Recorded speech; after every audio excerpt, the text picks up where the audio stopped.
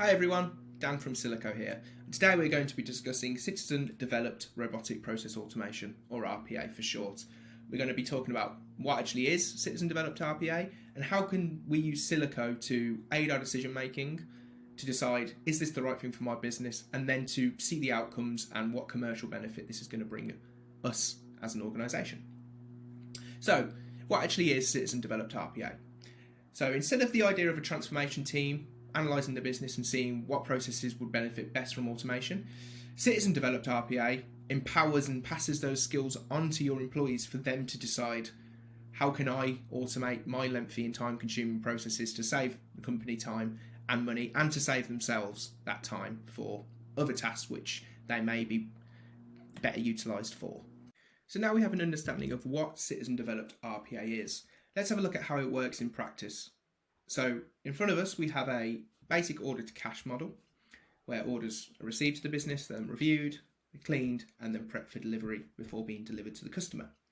We can see in this current form it's not performing very well. We can see that it is losing money and that the lead time is at 93 days. So let's have a look at what RPA can do and actually how it's going to benefit this process. We're going to utilise Silico's new tool, which is process variance. What that allows us to do is to fundamentally change steps in the process to then see what the outcome is rather than just scenarios. So let's have take a look at one of these process panels here. Let's have a look at the delivery process. So in its current as-is state, we can see that 10 orders are coming in and 8 are delivered, and that we're seeing a backlog over the year add up to around 732 days, which is why we have such a long lead time. This is mainly due to the fact that it takes 5 hours currently to process just one order, and we only have 5 FTE in the team. It's a maximum of 8 orders a day. So what we're going to do now is to flip this and actually let's put in the automation side of it and let's see what that does to the process. So we're going to select our new 2B delivery process, and as you can see this now looks different and it does include our automation rate.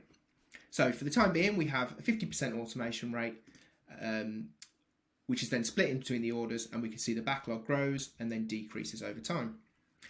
As you can see, it's not exactly 50% here, and that is because we have to take into account a vital step of Citizen Developed RPA, which is the training time of the employees. As this is now an employee-led initiative, it does need training, and what we've done here is added a 60-day delay onto any automation just while the employees are trained and FTE is spent elsewhere in the training process. So we've added 50% automation. Let's have a look now, go back to the main order to cash model, and let's have a look, see how it's affected it. We can see now that our lead time is down to 2.5 days and our time to deliver has dropped dramatically, which is good.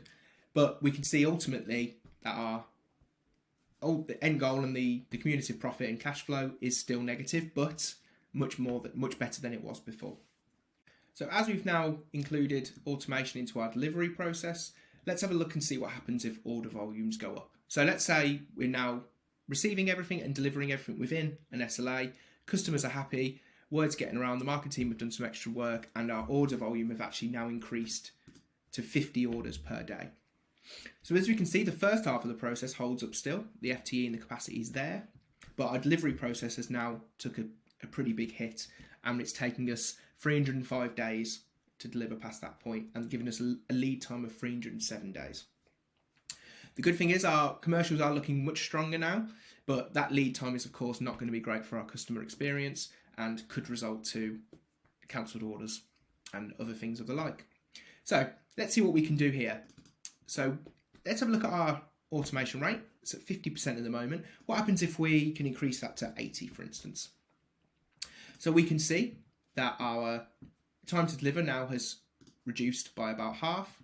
Still quite high, 142 days, but our profits have now doubled to 2.3 million. In terms of what we can do next, I mean, in terms of RPA, there isn't too much further we can do, but there are other things that we can combine with RPA to maximise the benefit, which I'll go into in a little bit. So let's take a look at some scenarios and some external factors which could come into play when you are considering a Citizen Developed RPA program. So we're going to head over to our dashboards tab. And what we're going to look at first is our base case, which was at the start of this model, how we were, which was minus 81k. And this red line here is with our increased order volumes of 50 a day and with 50% RPA included in the delivery process.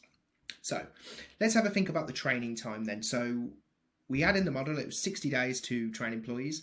Let's say there was an issue in the training program. We had to delay it, and it actually took 90 days to train all employees that were relevant. As you can see here, a 30-day training delay actually has an effect of 200k on your profits due to the delays and when automation can actually be put in place. So that's a big number to consider, and it's very important to think about these kind of things when you are implementing a program which is employee-led, where employees who originally weren't trained on that platform are now trained to do something outside of what was their original scope. The other thing to consider is the actual cost of the platform you'll be using. So in the model, we set it at $420 per month. Let's have a look what happens if that's increased to $1,000 per month per employee. And we can see here, there is 100k less profit from the cost of having the RPA platform. Needless to say, all three of these scenarios are much better than the base case that we originally were exploring with.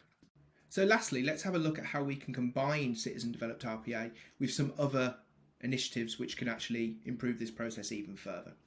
So with Silico's functions, we can actually automate what is the best FTE for this process.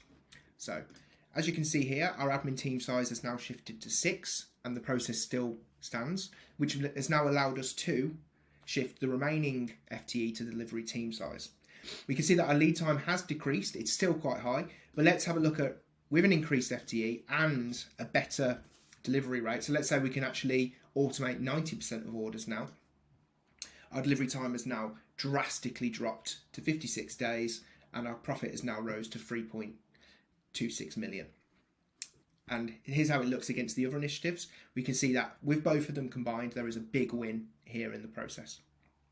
I hope this video has helped you in your decision making on whether you wish to implement Citizen Developed RPA within your business. And if you do have any questions and wish to reach out, feel free to get in touch. Thank you.